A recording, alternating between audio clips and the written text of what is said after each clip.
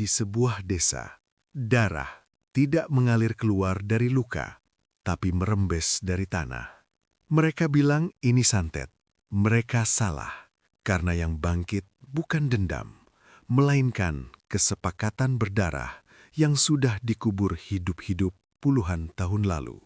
Dan malam ini, desa itu mulai ditagih satu persatu. Kabut pagi menggantung rendah di desa Wanaraga, seperti kain kafan basah yang sengaja tidak diangkat. Udara terasa berat, bukan karena hujan, melainkan karena sesuatu yang tertinggal semalam sebelumnya. Burung-burung enggan bersuara. Anjing kampung meringkuk tanpa menggonggong.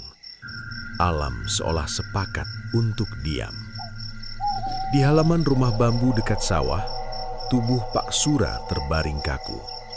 Matanya terbuka, memandang kosong ke langit pucat, seakan ada pemandangan mengerikan yang hanya ia saksikan sendirian sebelum nafasnya berhenti. Tidak ada luka besar, tidak ada darah tercecer seperti pembunuhan biasa. Namun di balik bajunya, tepat di dada, cairan pekat menghitam merembes perlahan. Darah itu tidak mengalir, ia menempel, menggumpal, seperti lumpur sawah yang enggan lepas dari kaki petani. Warga berdatangan satu persatu, tidak ada teriakan, tidak ada tangis histeris, hanya desah nafas tertahan dan wajah-wajah pucat yang saling menghindar. Mereka pernah melihat kematian, tetapi bukan seperti ini. Warna cairan itu salah, terlalu gelap, terlalu padat, seolah bukan berasal dari tubuh manusia, melainkan dari sesuatu yang lebih tua. Buranti, tetangga terdekat, mencoba membersihkan dada Pak Sura dengan kain putih. Namun kain itu langsung mengeras, seratnya berubah keabu-abuan, seperti dibakar tanpa api. Ia menjatuhkannya sambil gemetar, lalu mundur perlahan. "Getih ireng," bisiknya. Kata itu tidak diucapkan keras, tapi cukup untuk membuat beberapa orang menelan ludah. Istilah tersebut sudah lama tidak muncul. Dulu hanya cerita pengantar tidur yang berakhir dengan ancaman. Dulu hanya mitos yang sengaja dikubur bersama generasi lama. Namun kini, kata itu kembali, membawa bau besi dan tanah basah. Kepala desa datang terlambat. Ia berdiri agak jauh, tidak berani mendekat. Tatapannya kosong, seperti orang yang melihat pantulan dirinya sendiri di air keruh. Ia tahu sesuatu. Semua orang tahu, namun tidak ada yang ingin mengingatnya. Jenazah diangkat menjelang siang. Anehnya, cairan hitam itu terus keluar, meski kain kafan telah dililit berlapis-lapis. Ia merembes pelan, mencari celah, seperti makhluk kecil yang paham jalan pulang. Tanah tempat tubuh disemayamkan berubah gelap, berkilat, dan berbau amis yang menusuk hidung. Hari belum sepenuhnya berlalu ketika kematian kedua terjadi. Seorang pemuda ditemukan di dekat sumur tua. Wajahnya pucat membiru, bibir pecah-pecah, tangan mencengkram udara kosong. Di bawah kuku jarinya terdapat noda hitam serupa jelaga. Tidak ada luka, tidak ada perlawanan. Namun di balik kulit leher, tampak garis gelap menjalar, seperti akar menjinakkan batang pohon rapuh. Sumur itu sejak lama dihindari. Airnya masih jernih, tetapi siapapun yang menimba akan mendengar suara aneh, mirip desahan tertahan. Orang-orang bilang itu hanya gema, hanya pantulan suara sendiri. Tapi sekarang, tidak ada yang berani mendekat.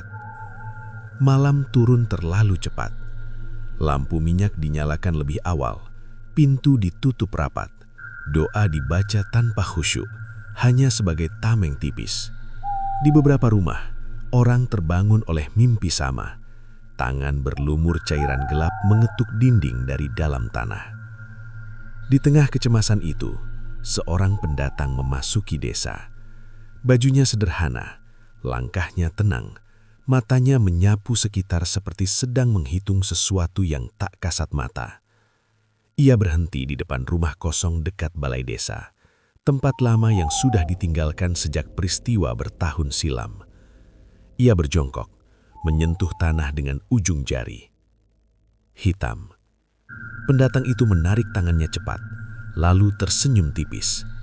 Bukan senyum senang, melainkan ekspresi seseorang yang akhirnya menemukan alamat lama setelah bertahun-tahun tersesat.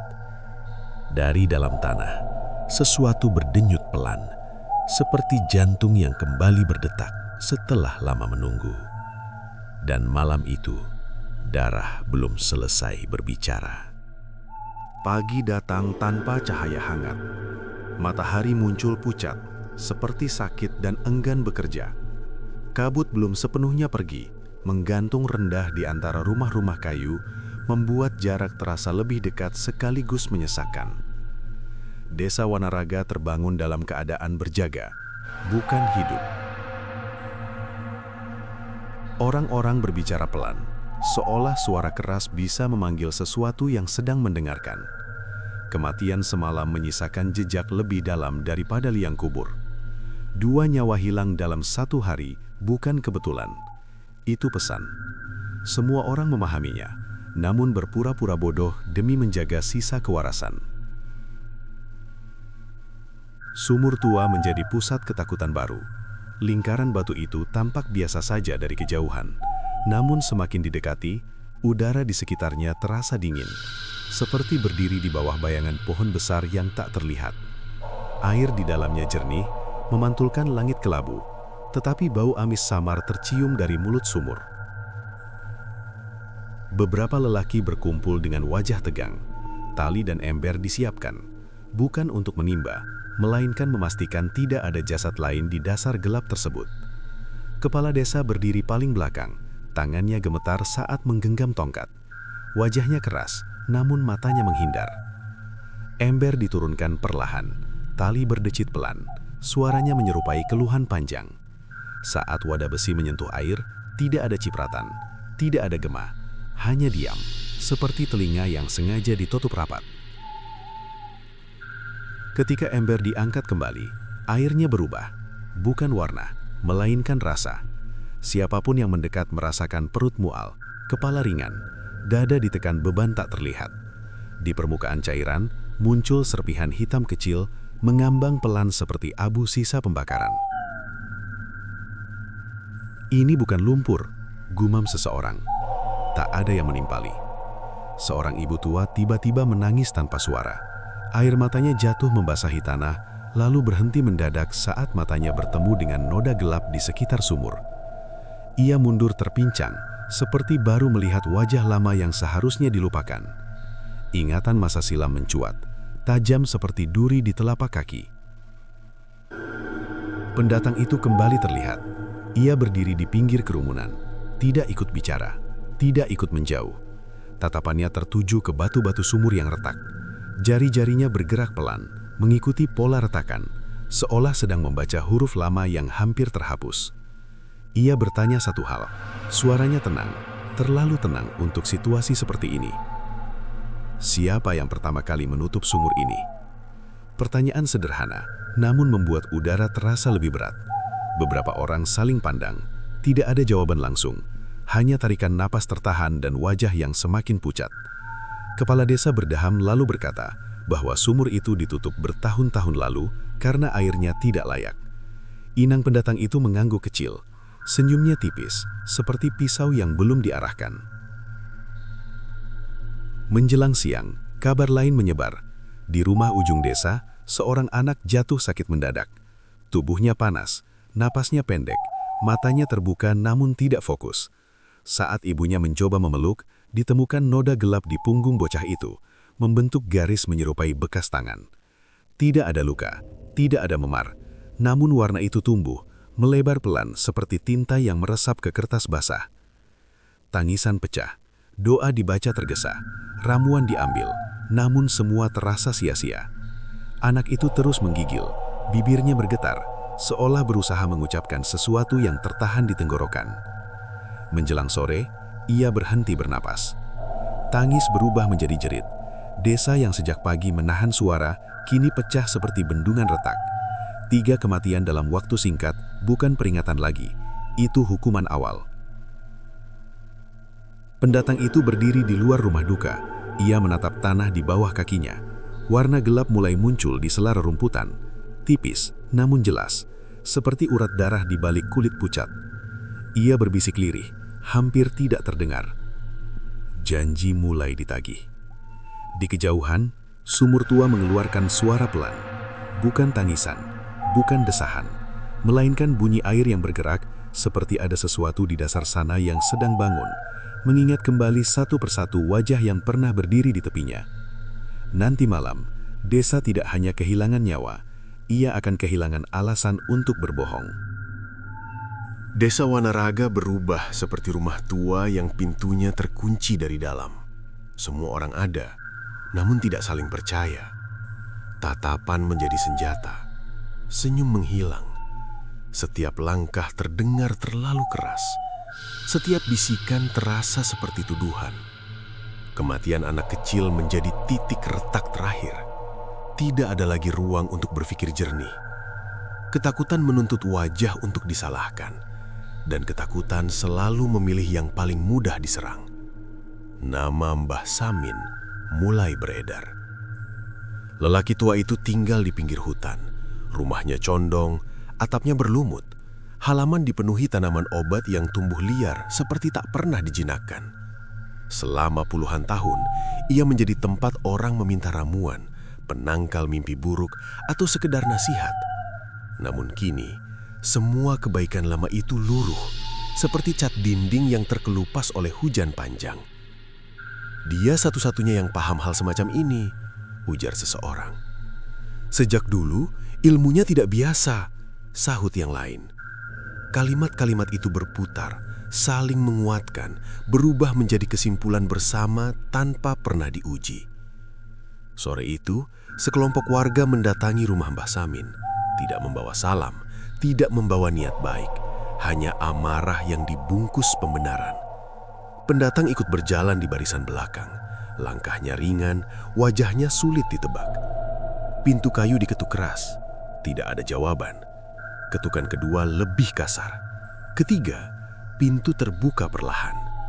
Mbah Samin berdiri di ambang, tubuhnya kurus, matanya cekung, namun sorotnya jernih. Ia memandang satu persatu wajah di depannya, seolah sedang menghitung sesuatu di kepala. Tidak terlihat terkejut, tidak pula marah, hanya lelah. "Kalian datang karena darah itu," ucapnya pelan. Tak ada yang menyangkal. Rumahnya digeledah, rak bambu dibongkar, tempayan dibuka. Dari sudut gelap ruangan ditemukan botol kecil berisi cairan hitam pekat. Di sampingnya, jarum berkarat, kain usang, serta kitab tua dengan halaman menguning. Sorak kecil terdengar, bukti telah ditemukan. Kebenaran terasa sederhana, terlalu sederhana untuk ukuran teror sebesar ini. Mbah Samin tidak melawan saat tangannya diikat. Ia hanya menghela napas panjang, seperti orang yang melihat hujan datang setelah kemarau aneh. Saat ditarik keluar, pandangannya bertemu dengan pendatang. "Ini bukan milikku," katanya lirih. "Lalu punya siapa?" tanya pendatang. Orang tua itu tersenyum miris. "Milik kalian semua." Kata-kata tersebut tenggelam oleh teriakan warga. Mbah Samin dibawa ke balai desa. Malam belum tiba, namun langit sudah gelap. Awan menggumpal rendah seperti ingin jatuh. Lampu minyak dinyalakan, bayangan bergetar di dinding bambu, membuat wajah-wajah tampak asing, seperti topeng murahan yang dipakai tergesa. Di tengah ruangan, Mbah Samin duduk bersila. Tangannya terikat, punggungnya tegak. Tidak ada sikap orang bersalah. Itu justru membuat amarah meningkat. Orang ingin melihat penyesalan, bukan ketenangan. "Akui perbuatanmu," bentak seseorang. Mbah Samin menggeleng perlahan. Getih ireng tidak dibuat. Ia dipanggil. Suasana hening. Angin menyusup lewat celah dinding membawa bau tanah basah.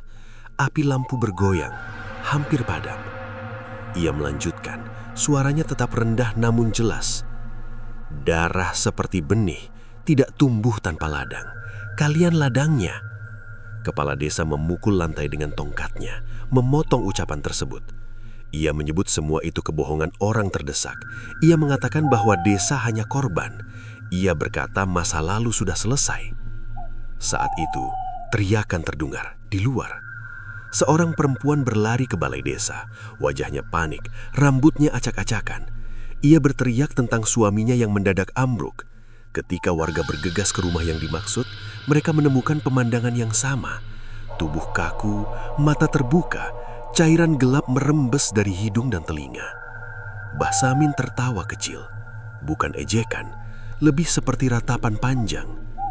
"Lihat," katanya pelan, "aku di sini.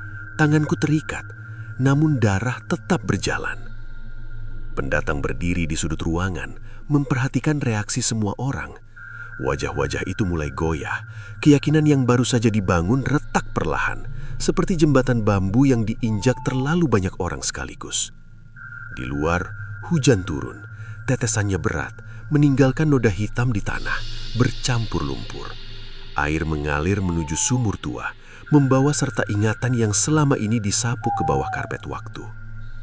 Malam itu, satu hal menjadi jelas meskipun belum diakui siapapun. Orang yang ditunjuk bukan pelaku, dan sesuatu yang lebih tua, lebih sabar, sedang menunggu mereka selesai saling menyalahkan. Hujan berhenti menjelang subuh, meninggalkan bau lembab yang menempel di kulit seperti rasa bersalah yang tak kunjung dibasuh. Desa Wanaraga tidak benar-benar tidur. Lampu masih menyala di banyak rumah. Beberapa orang duduk terdiam, menunggu pagi seperti menunggu vonis. Mbah Samin tetap ditahan di balai desa. Ia tidak meronta. Ia tidak meminta dibebaskan. Posisi duduknya tak berubah sejak malam, seolah tubuh renta itu hanya wadah sementara bagi kesabaran panjang. Pendatang masih berada di sana, bersandar pada tiang kayu, memperhatikan segala sesuatu dengan mata yang terlalu tenang. Menjelang matahari naik, jeritan memecah sisa keheningan. Suara itu datang dari arah kuburan. Beberapa warga berlari, napas terengah, langkah tergesa. Tanah pemakaman masih basah, nisan-nisan miring seperti gigi tua yang siap copot. Di depan salah satu liang baru, seorang lelaki berdiri terpaku. Wajahnya pucat, jarinya menunjuk tanpa suara. Tanah kubur Pak Sura terbuka. Bukan seperti digali, bukan pula rusak karena hujan. Gumpalan tanah terdorong dari dalam, membentuk celah kasar, seperti sesuatu bangkit sambil lupa caranya keluar dengan rapi. Kain kafan terlihat di permukaan, kusut, ternoda cairan gelap. Lalu, sesuatu bergerak. Tubuh itu duduk perlahan. Gerakannya kaku, sendi berbunyi pelan seperti pintu jarang diberi minyak. Kepala terangkat, mata terbuka, menatap kosong ke depan. Tidak ada teriakan, tidak ada kejaran, hanya kehadiran yang salah tempat, seperti bayangan muncul sebelum benda. Beberapa orang mundur, ada yang jatuh terduduk, ada pula yang muntah. Pak Sura berdiri. Kulitnya pucat keabu-abuan, namun cairan hitam masih menetes dari balik kain. Langkahnya pelan, tidak terhuyung, tidak pula mantap. Seperti boneka yang diingatkan kembali pada fungsi lama. Ia berjalan meninggalkan kuburan, menuju desa, tanpa menoleh siapapun. Pendatang berdiri paling belakang, wajahnya tetap tenang. Ia tidak tampak terkejut, hanya menghela napas pendek, seperti seseorang yang melihat jawaban sesuai dugaan. Yang mati tidak kembali, gumamnya. Yang pulang hanyalah sisa. Pak Sura melewati rumah-rumah tanpa berhenti. Anjing-anjing tidak menggonggong, ayam-ayam diam membatu. Alam memilih tidak ikut campur. Tubuh itu berhenti di depan rumah tua dekat balai desa, bangunan kosong yang lama ditinggalkan. Disitulah ia berdiri, menunduk, lalu mengetuk pintu kayu pelan. 1 kali, 2 kali. Tidak ada yang membuka. Ketukan ketiga lebih keras. Dari balik pintu, terdengar retakan halus, seperti serat lama dipaksa mengingat kekuatannya. Pintu terbuka sendiri. Pak Sura masuk. Tak lama kemudian, bau menyengat keluar dari rumah tersebut. Bukan bau busuk bangkai, melainkan aroma besi, tanah, dan sesuatu yang pahit di lidah. Seorang warga memberanikan diri mengintip lewat jendela. Ia berteriak histeris. Di dalam rumah, lantai dipenuhi simbol aneh yang terbentuk dari cairan hitam. Bukan digambar, bukan ditoreh. Seolah darah itu mengalir sendiri, menyusun pola yang hanya dimengerti oleh ingatan lama. Di tengah ruangan, Pak Sura berdiri kaku. Kepalanya menunduk, seakan sedang mendengarkan bisikan dari bawah lantai. Mbah Samin dipanggil keluar. Ikatannya dilepas sementara. Ia berdiri di ambang pintu, memandangi pemandangan itu dengan mata berkaca. Ini bukan kebangkitan, ucapnya pelan. Lalu apa? Tanya kepala desa dengan suara bergetar. Pengingat. Ia menjelaskan dengan bahasa sederhana, seolah berbicara kepada anak kecil. Getih ireng bukan alat pembunuh. Ia cermin. Darah itu bergerak menuju mereka yang terikat janji lama.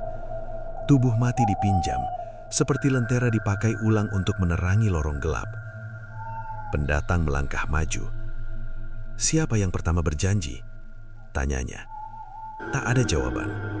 Beberapa orang menunduk, beberapa lain menggenggam tangan sendiri terlalu erat. Sunyi menjadi tebal, seperti kabut di dalam ruangan. Tiba-tiba, Pak Sura mengangkat kepala. Mulutnya terbuka, namun suara yang keluar bukan miliknya.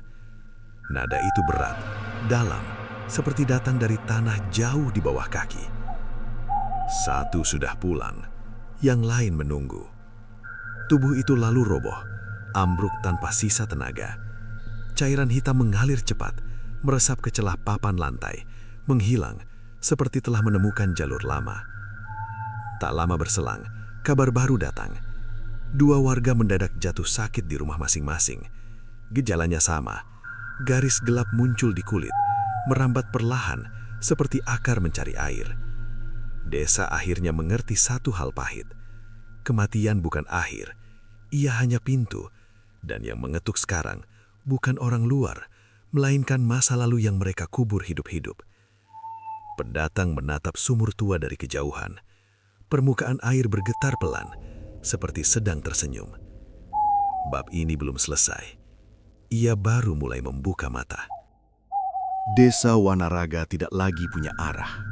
Waktu terasa berjalan melingkar, seperti orang tersesat yang terus kembali ke batu penanda sama. Siang hadir tanpa makna, malam datang terlalu cepat. Setiap jam berlalu membawa rasa was-was baru, seolah udara sendiri menyimpan hitungan mundur. Setelah kejadian di rumah tua, warga tidak berani menyentuh apapun. Bangunan itu dibiarkan terbuka, pintunya menggantung miring, lantainya masih lembab oleh cairan pekat yang kini mengering menjadi noda kusam. Tak ada yang membersihkan, tak ada yang berani. Semua sepakat, beberapa jejak memang tidak boleh dihapus. Pendatang berjalan menyusuri desa dengan langkah perlahan. Ia tidak tergesa. Matanya mengamati detail kecil yang luput dari perhatian orang lain. Bekas tapak kaki mengarah ke arah sama, noda gelap di sudut dinding, bau besi samar yang muncul di titik-titik tertentu. Semua itu membentuk jalur tak kasat mata, seperti benang panjang yang direntangkan oleh tangan sabar. Ia berhenti di depan rumah seorang lelaki paruh baya, korban berikutnya yang jatuh sakit malam sebelumnya. Dari balik jendela, terlihat tubuh terbaring kaku, napasnya pendek, dadanya naik turun dengan susah payah. Di lengan kirinya, garis hitam menjalar, mengikuti pembuluh, seperti tinta mengikuti serat kayu. Pendatang tidak masuk, ia hanya berdiri di halaman, lalu menoleh ke arah rumah lain. Di sana, pola serupa terlihat, garis, noda, bau. Semuanya mengarah pada satu pusat, sumur tua. Beberapa warga akhirnya berani berkumpul kembali. Ketakutan telah berubah bentuk. Kini bukan lagi kepanikan, melainkan keputusasaan. Kepala desa duduk terdiam, wajahnya pucat, tongkat kayu tergeletak di pangkuan seperti benda asing. Pendatang berbicara tanpa meninggikan suara. Ini bukan serangan acak, katanya. Ada hubungan. Mbah Samin mengangguk pelan. Ia duduk di sudut ruangan, bebas namun tidak benar-benar lepas. Getih ireng selalu mencari jalur lama, ucapnya, seperti air hujan mengalir ke parit yang sudah ada. Ia meminta seutas benang, apa saja. Seorang warga menyerahkan tali tipis bekas jemuran. Mbah Samin memotongnya menjadi beberapa bagian, lalu mengikat ujung-ujungnya pada batu kecil. Batu itu diletakkan di depan rumah para korban, satu persatu, mengikuti urutan kematian.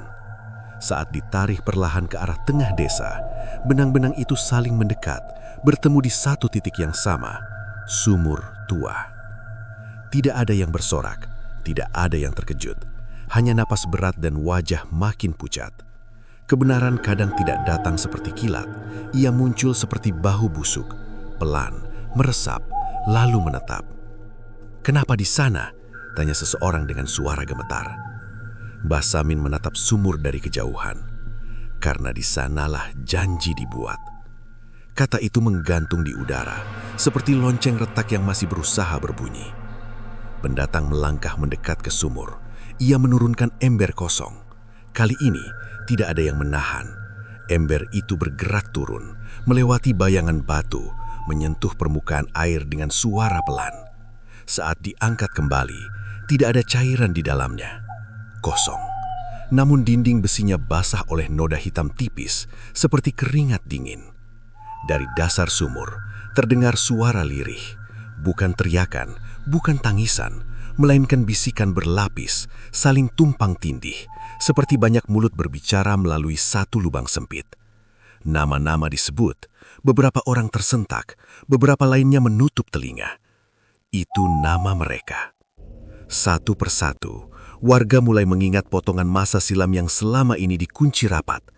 Malam gelap, kerumunan, api obor, teriakan yang disengaja diibaikan. Seorang perempuan diseret, perutnya besar, wajahnya penuh darah dan lumpur. Tuduhan dilontarkan tanpa bukti, ketakutan dijadikan alasan, kekerasan disebut sebagai penyelamatan. Air sumur menjadi saksi. Darah jatuh ke dalamnya, menghitam, bercampur tanah, membentuk janji tak terucap. Pendatang menutup mata sejenak. "Benang ini," katanya, pelan, "bukan pengikat, ia penunjuk arah." Di kejauhan, salah satu warga tiba-tiba berteriak kesakitan. Ia jatuh tersungkur, mencengkram dadanya. Garis hitam muncul cepat, lebih cepat dari sebelumnya, seperti sesuatu tak sabar menunggu giliran. Desa mulai mengerti, getih ireng tidak memilih secara sembarangan. Ia mengikuti urutan, ia menghitung, dan setiap helaian napas yang tersisa hanyalah penundaan. Sumur tua kembali bergetar, air di dalamnya beriak, meski angin tidak bergerak. Seolah dasar sana sedang menarik napas panjang, bersiap mengeluarkan lebih banyak ingatan. Pendatang menatap warga satu persatu. "Kalian terikat," katanya, "bukan sareng santet, oleh kesepakatan diam." Dan di saat itu, semua orang sadar, benang tak terlihat telah melilit leher mereka sejak lama. Baru sekarang, mereka merasakan mengencang. Senja turun seperti luka lama yang kembali dibuka. Langit memerah, bukan indah, melainkan menyerupai kulit terkelupas. Desa Wanaraga berdiri di bawahnya dalam diam yang canggung, seolah semua bangunan sedang menunggu perintah untuk runtuh. Setelah benang-benang ditarik menuju sumur, tak ada lagi yang bisa berpura-pura lupa. Wajah-wajah yang dulu saling mengenal kini tampak asing. Setiap orang membawa bayangan sendiri, berat, lengket, tak bisa ditinggalkan. Kesalahan lama bergerak di belakang mereka, seperti bau asap yang melekat di rambut. Mbah Samin duduk di tanah, punggungnya bersandar pada tiang balai. Suaranya lirih, namun setiap kata jatuh tepat sasaran, seperti batu kecil dilempar ke permukaan air tenang. "Getih ireng tidak bekerja dengan amarah," ucapnya. Ia bergerak dengan hitungan. Pendatang berdiri di sampingnya. Tatapannya tertuju ke sumur tua yang kini dijaga beberapa lelaki, meski penjagaan itu lebih mirip usaha menenangkan diri sendiri. Hitungan apa? Tanyanya. Urutan ingatan, jawab Mbah Samin. Siapa paling dulu menutup mata saat darah tumpah, dialah yang paling awal dipanggil. Kata-kata itu membuat beberapa orang tersentak. Ada yang langsung menjauh, ada pula yang duduk lemas, seolah lututnya kehilangan fungsi. Tidak ada teriakan, tidak ada pembelaan. Rasa bersalah yang lama dipendam akhirnya menemukan udara. Seorang lelaki tua melangkah maju. Tangannya gemetar, matanya merah. Ia membuka mulut berkali-kali sebelum suara keluar. Aku yang membawa obor, katanya. Aku berdiri paling depan. Kalimat itu belum selesai ketika tubuhnya bergetar hebat. Dari lehernya, warna gelap muncul cepat, menjalar ke dada, lalu ke wajah. Ia terjatuh, menggeliat sebentar, kemudian diam. Darah tidak keluar, namun tanah di bawahnya berubah hitam seperti arang basah. Tak lama, seorang perempuan menyusul. Ia mengaku ikut menyeret korban. Setelah itu, lelaki lain mengakui telah mengikat kaki. Setiap pengakuan diikuti kejadian serupa. Garis gelap, tubuh runtuh, tanah menyerap. Getih Ireng tidak menunggu lama. Ia seperti pencatat teliti yang tidak suka antrian berantakan. Pendatang memperhatikan semua itu tanpa ekspresi. Namun di balik ketenangan wajahnya ada sesuatu yang bergerak, seperti air dalam wadah tertutup yang mulai mendidih. Berarti ini bisa dihentikan, ujar kepala desa. Suaranya serak. Jika semua mengaku, Mbah Samin menggeleng perlahan.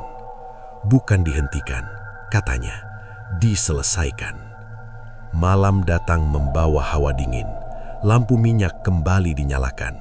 Di bawah cahaya redup, jumlah warga berkurang drastis. Beberapa telah mati, beberapa terbaring sakit, sisanya berdiri seperti ternak menunggu giliran disembelih. Dari arah sumur, suara kembali terdengar. Bukan bisikan kini, melainkan dentuman pelan, berirama seperti jantung raksasa yang berdetak di dalam tanah. Setiap detak membuat dada terasa sesak, seperti udara diperas keluar dari paru-paru. Pendatang akhirnya berbicara lebih panjang. Janji itu dibuat agar desa selamat. Kalian memberi satu nyawa, lalu menutup mulut bersama-sama. Beberapa orang mengangguk, beberapa menangis, semua tahu itu benar. Setelah peristiwa berdarah tersebut, hasil panen meningkat, penyakit jarang datang, jalan desa diperbaiki tanpa hambatan. Seolah tanah menerima tumbal, lalu memberi balasan. Tapi janji punya harga, lanjut pendatang. Diam terlalu lama dianggap ingkar. Kepala desa jatuh berlutut, tongkat kayunya terlepas. Lalu apa yang diinginkan sekarang? Tanyanya. Jawaban tidak datang dari manusia. Air sumur mendidih perlahan, permukaannya naik, hampir meluap. Dari dalamnya, cairan hitam muncul membentuk lingkaran di bibir sumur. Bau besi menyengat, tanah bergetar ringan, seperti kulit merinding. Mbah Samin berdiri tertatih.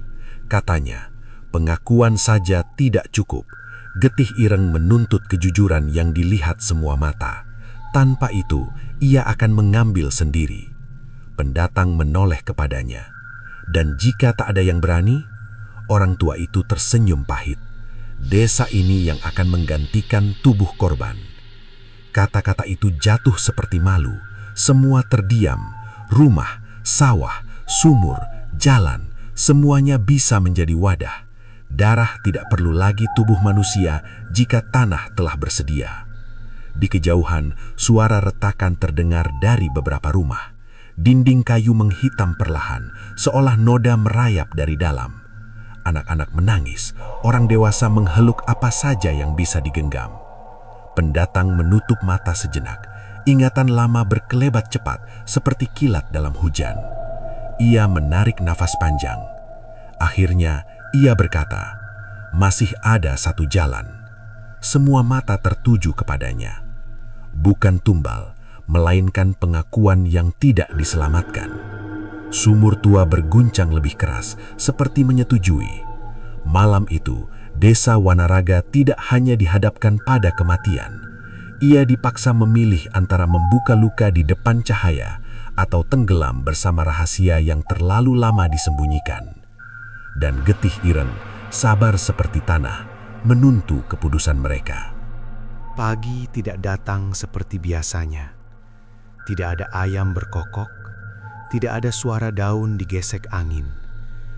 Cahaya muncul pelan, pucat, seolah matahari ragu menyentuh desa yang sudah terlanjur kotor. Wanaraga berdiri seperti tubuh demam, hangat di luar, membusuk di dalam. Jumlah warga semakin sedikit. Yang tersisa berjalan dengan bahu turun, langkah pendek, nafas berat. Setiap orang sadar bahwa getih Ireng belum selesai. Ia hanya berhenti sejenak, seperti pemangsa yang menikmati ketakutan mangsanya sebelum gigitan terakhir. Pendatang masih ada. Sejak awal keberadaannya terasa janggal. Ia tidak panik, tidak tergesa, tidak pula tampak ingin menyelamatkan diri.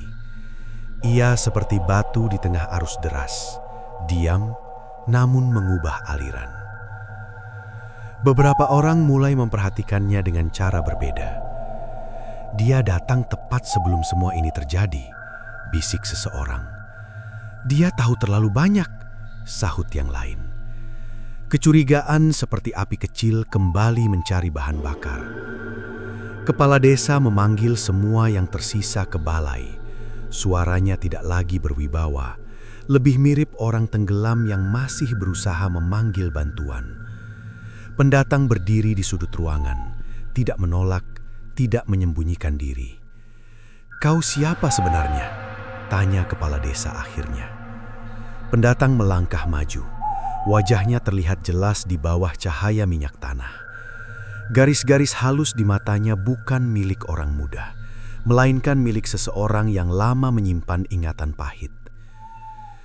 "Aku hanya orang yang pulang," jawabnya tenang. Kalimat itu tidak cukup. Warga mendesak, suara meninggi. Ketakutan berubah menjadi amarah, seperti air mendidih mencari celah keluar. Pendatang menarik nafas panjang, lalu mulai berbicara. Tidak terburu-buru, tidak berputar-putar. "Tahun itu," katanya, "ada perempuan yang kalian sebut pembawa sial. Kalian bilang hasil panen gagal karena kehadirannya. Kalian lupa satu hal." Ia menatap mereka satu persatu. Perempuan itu sedang mengandung. Beberapa orang menunduk, beberapa terhuyung, seolah lantai bergeser. "Aku anaknya," lanjut pendatang. Sunyi jatuh seperti kain basah menutup wajah. Tidak ada yang langsung berbicara. Nama lama muncul kembali di kepala masing-masing, membawa gambar kabur yang selama ini dipaksa pudar. Tubuh diseret, teriakan tertahan, darah menghitam saat menyentuh air sumur. "Jadi kau yang memanggil semua ini?" tuduh seseorang dengan suara pecah. Pendatang menggeleng pelan. "Aku tidak memanggil apapun. Aku hanya kembali ke tempat darah ibuku ditinggalkan." Mbah Samin mengangguk pelan, seolah potongan terakhir akhirnya pas. Anak ini bukan kunci, ia hanya saksi hidup. Di luar balai, tanah bergetar ringan. Retakan kecil muncul di beberapa halaman rumah. Dari celah itu, warna gelap merembes, tipis namun nyata. Seperti tinta menembus kain tua. Getih Ireng mulai kehilangan kesabaran. Pendatang menatap kepala desa lebih lama. Ada satu orang yang belum bicara. Semua mata mengikuti arah pandangnya. Kepala desa mundur satu langkah. Wajahnya pucat, bibirnya bergetar. Tongkat kayu di tangannya jatuh ke lantai, berbunyi keras, memecah sisa kendali. "Aku hanya memerintah," katanya lemah. "Aku tidak menyentuhnya." Pendatang mendekat. "Justru itu," ujarnya pelan. "Kau yang memilih diam ketika semua bisa dihentikan." Kata-kata itu menghantam lebih keras daripada tuduhan fisik. Kepala desa jatuh berlutut, tangannya menutup wajah. Tangisnya pecah, kasar, seperti kain disobek paksa. "Aku takut. Aku pikir satu nyawa cukup." Sumur tua mengeluarkan suara dalam, panjang, seperti helaan nafas marah. Airnya naik lagi hampir meluap. Bau besi memenuhi udara, membuat dada sesak. Pendatang melangkah mundur. Getih Ireng tidak menuntut kematian, katanya pada semua orang. Ia menuntut kebenaran yang tidak diselamatkan. Tanah bergetar lebih kuat. Dinding balai desa mulai menghitam di beberapa bagian, seperti jamur tumbuh cepat. Wanaraga kini berada di ambang, bukan antara hidup atau mati, melainkan antara mengakui dosa sepenuhnya atau menjadi makam bagi dirinya sendiri. Dan Getih Ireng, seperti bayangan menjelang senja, semakin dekat, menunggu siapa yang akhirnya berani berdiri tanpa kebohongan. Malam turun tanpa jeda, seperti tirai berat yang dijatuhkan terlalu cepat. Desa Wanaraga kini nyaris tak bersuara. Tidak ada lagi tangis, tidak pula teriakan. Ketakutan telah melewati tahap gaduh dan berubah menjadi kepasrahan dingin, seperti orang yang tahu pintu keluar sudah dikunci dari luar. Sumur tua berdiri di tengah desa. Airnya naik hingga bibir batu. Permukaannya tidak beriak, namun berdenyut perlahan, menyerupai dada makhluk raksasa yang sedang mengatur napas sebelum berbicara. Bau besi semakin tajam, membuat lidah terasa pahit. Pendatang berdiri di dekat sumur. Wajahnya tidak lagi tenang sepenuhnya. Ada retakan kecil di balik tatapan itu, seperti kaca lama yang akhirnya menunjukkan garis pecah. Mbah Samin berada di sampingnya. Tubuh renta itu kini tampak lebih ringan, seolah beban yang dipikulnya sejak lama mulai berpindah. "Kalian masih punya pilihan," ucap Mbah Samin pada warga yang tersisa. "Bukan untuk selamat, tapi untuk jujur." Beberapa orang saling pandang. Kata jujur terdengar lebih menakutkan daripada kematian. Kejujuran berarti membuka kembali malam kelam itu, menghidupkan ulang suara jerit yang selama ini dikubur bersama waktu. Kepala desa berdiri tertatih.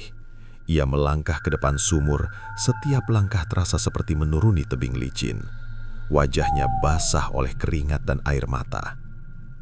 "Aku akan bicara," katanya, di depan semua. Ia mulai menceritakan ulang peristiwa lama itu tanpa hiasan. Bagaimana ketakutan pada gagal panen berubah menjadi kebencian. Bagaimana tuduhan dibuat agar rasa takut punya sasaran. Bagaimana keputusan diambil cepat lalu disepakati bersama-sama untuk dilupakan. Saat nama perempuan itu disebut, udara terasa berubah. Lebih dingin, lebih berat, seperti ruangan ditutup rapat tanpa ventilasi. Kepala desa menelan ludah. "Kami menyeretnya ke sumur," lanjutnya. "Kami bilang itu demi keselamatan bersama." Tanah di sekitar sumur bergetar. Retakan memanjang, tipis namun jelas, seperti keriput pada kulit tua.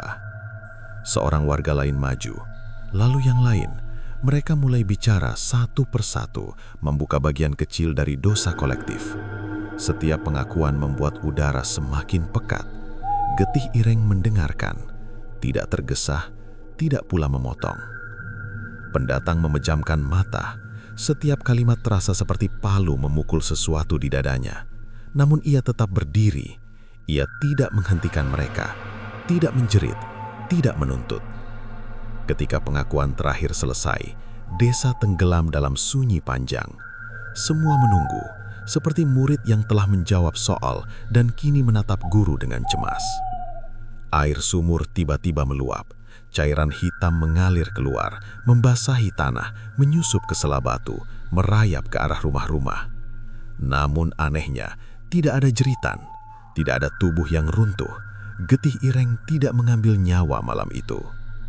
Beberapa orang menghela napas lega. Harapan muncul singkat, seperti cahaya korek api di tengah angin. "Sudah selesai?" tanya seseorang dengan suara bergetar. Mbah Samin menggeleng perlahan. Pengakuan ini benar, tapi datang terlambat. Pendatang membuka mata. "Kalian bicara karena takut mati, bukan karena menyesal." Kalimat itu jatuh seperti batu ke air tenang. Beberapa wajah langsung berubah. Ada yang marah, Ada yang menunduk, ada pula yang memejamkan mata, sadar bahwa niat mereka memang tercemar.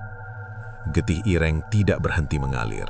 Ia menyebar, bukan untuk membunuh, melainkan menandai. Setiap rumah yang dulu menjadi tempat persekongkolan, kini memiliki noda hitam di dindingnya, seperti cap yang tidak bisa dibersihkan. Tanah desa berubah perlahan, tidak hancur, tidak pula tenggelam, namun setiap pijakan terasa dingin, seolah menginjak tubuh yang belum benar-benar mati. Pendatang menatap sumur terakhir kali. "Ibuku tidak minta balas," katanya lirih. "Ia hanya ingin diakui sebagai manusia." Air sumur berguncang keras, lalu perlahan surut. Namun noda hitam tetap tinggal, mengering di tanah, dinding, dan ingatan. Getih Ireng tidak pergi. Ia menetap. Malam akan datang. Desa masih berdiri, namun Wanaraga tidak lagi sama. Setiap panen akan tumbuh di atas dosa yang kini terlihat jelas. Setiap langkah akan mengingatkan mereka pada pilihan yang terlambat diambil. Pendatang berjalan meninggalkan sumur. Tidak ada yang menahannya, tidak ada yang meminta maaf secara langsung. Semua tahu kata maaf tak lagi punya tempat di sini. Di belakangnya, desa berdiri seperti tubuh yang diselamatkan dari maut, namun kehilangan jiwa. Getih Ireng telah selesai berbicara. Sekarang, ia hanya tinggal menunggu. Siapa yang sanggup hidup bersama kebenaran itu? Pagi akhirnya datang, namun tidak membawa kelegaan. Cahaya jatuh di desa Wanaraga seperti lampu ruang mayat, terang, dingin, tanpa rasa hangat. Kabut telah pergi, tetapi jejak hitam tetap tertinggal, menempel di tanah, dinding, bahkan di telapak kaki orang-orang yang masih bernapas. Tidak ada lagi kematian setelah malam pengakuan. Getih Ireng berhenti bergerak, seolah telah menutup buku catatan panjangnya. Namun berhenti bukan berarti selesai. Justru disitulah hukuman sejati bermula. Warga keluar rumah perlahan, tidak saling menyapa, tidak saling menatap lama. Setiap wajah menyimpan bayangan yang sama, rasa malu yang tidak bisa ditutupi seperti noda di kain terang. Anak-anak bertanya mengapa tanah berubah warna. Orang dewasa tidak menjawab. Mereka tahu beberapa pertanyaan tidak boleh diwariskan. Sumur tua kini tenang, airnya surut, jernih, seperti tidak pernah menelan darah siapapun. Namun bau besi masih samar tercium, mengingatkan bahwa ingatan tidak selalu terlihat, tetapi selalu ada. Pendatang berdiri di tepi desa, menatap sawah yang mulai mengering. Angin pagi menggerakkan rerumputan, menyerupai bisikan panjang dari tanah. Mbah Samin menghampirinya dengan langkah pelan. "Kau sudah mendapatkan jawaban," ucap orang tua itu. Pendatang mengangguk. "Jawaban tidak selalu membawa damai," balasnya. Ia menoleh ke arah desa sekali lagi. Tidak ada kebencian di matanya, tidak pula kepuasan, hanya kelelahan panjang, seperti orang yang baru selesai mengubur sesuatu yang seharusnya dikubur dengan layak sejak awal. "Aku akan pergi," katanya. Mbah Samin tersenyum tipis. "Getih Ireng tidak akan mengikutimu." Pendatang menghela napas. "Aku tahu, ia tidak lahir untuk membalas, ia lahir untuk mengingatkan." Sebelum melangkah pergi, pendatang berbalik dan berkata satu hal terakhir, cukup geras untuk didengar warga terdekat. "Tidak ada kutukan di desa ini, yang ada hanya kebenaran yang akhirnya diberi suara." Hari-hari berlalu. Desa Wanaraga tetap berdiri, tidak runtuh, tidak tenggelam, namun sesuatu berubah perlahan, seperti kayu yang lapuk dari dalam. Panen berikutnya gagal. Tanah terasa berat diolah. Air sumur kadang berubah keruh tanpa sebab. Tidak mematikan, tetapi cukup untuk mengingatkan. Orang-orang mulai sakit tanpa luka. Tidur mereka dipenuhi mimpi sama. Berdiri di tepi sumur, menatap ke bawah, melihat pantulan wajah sendiri bercampur darah hitam. Satu persatu, warga memilih pergi, bukan karena teror, melainkan karena tidak sanggup hidup di tempat yang terus mengingatkan siapa mereka sebenarnya. Rumah-rumah kosong bertambah, jalanan retak, desa perlahan menjadi sunyi. Namun getih ireng tidak pernah muncul lagi. Tidak ada tubuh jatuh, tidak ada darah mengalir, karena tugasnya telah selesai.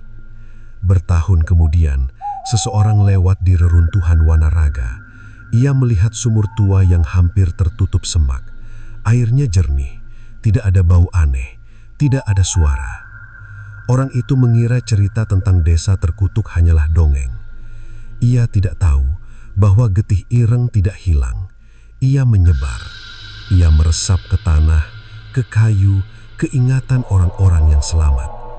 Ia hidup sebagai rasa bersalah yang diwariskan diam-diam, sebagai ketakutan tanpa nama, sebagai peringatan bahwa kejahatan yang disepakati bersama tidak pernah benar-benar mati. Di tempat lain, desa lain, orang lain, kesalahan serupa mungkin akan terjadi. Dan saat itu, getih ireng tidak perlu dipanggil, karena darah yang dipendam terlalu lama akan selalu menemukan caranya sendiri untuk berbicara. Getih ireng akhirnya berhenti membunuh, tapi bukan karena puas. Ia berhenti karena tidak lagi membutuhkan korban. Karena ketika satu kejahatan disepakati bersama, seluruh desa sudah cukup menjadi tubuhnya. Pertanyaannya sekarang, kalau rahasia berdarah seperti ini ada di tempatmu tinggal, yakin yang mengalir di bawah kakimu benar-benar tanah?